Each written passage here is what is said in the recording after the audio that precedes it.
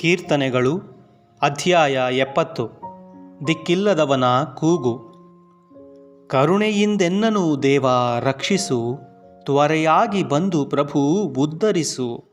ಪಡಲಿ ಮಾನಭಂಗ ನನ್ನ ಹತ್ಯವನ್ನು ಕೋರುವವರು, ನಾಚಿ ಓಡಲಿ ಹಿಂದಕ್ಕೆ ನನಗಾಪತ್ತನು ಬಯಸುವವರು.